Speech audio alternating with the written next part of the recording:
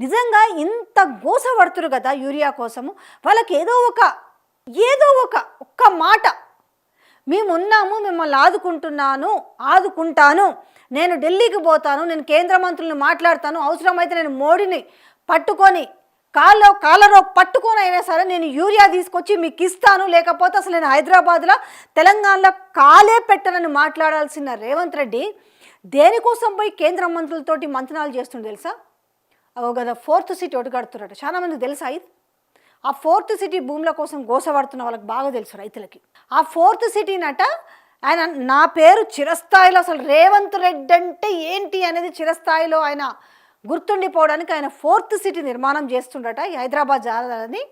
ఆ 4th city నుంచి అమరావతికి ఎక్స్ప్రెస్ హైవే కావాలట. పోనీ ఆడ అమరావతి పూర్తయిందంటే అది అమరావతి నీళ్ళలో కొట్టుకునే అలానే ఉంటుంది అమరావతి. ఈడ 4th సిటీ ఏమైనా ఒక తట్టెడు మట్టి కానీ ఒక ఇటుక పిల్లని వేసిరంటే అది లేదు.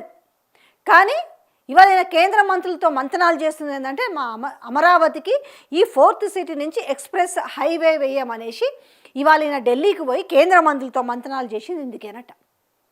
ఇంక ఏం చేయాలి చెప్పండి? ఇప్పుడు వచ్చింది కదా, ఇక రేపు ఖచ్చితంగా లోకల్ బాడీ ఎలక్షన్స్ పెట్టే పరిస్థితి ఆసన్నమైంది కదా.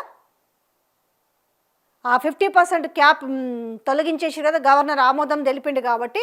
సో ఇది ఇప్పుడు ఎట్లుందంటే వీళ్ళకి అరే అనవసరంగా గవర్నర్ దగ్గర నుంచి అట్లనే ఉంటుంది అనుకున్నాం, కానీ ఈ 50% క్యాప్ తొలగించారు కదా, ఇప్పుడు మనం చచ్చుకుంటూ ఇప్పుడు లోకల్ బాడీ ఎలక్షన్స్ పెట్టాలి కదా అనేసి వీళ్ళకి పచ్చి వెలక్కాయ గొంతులో పట్టట్టు అయింది.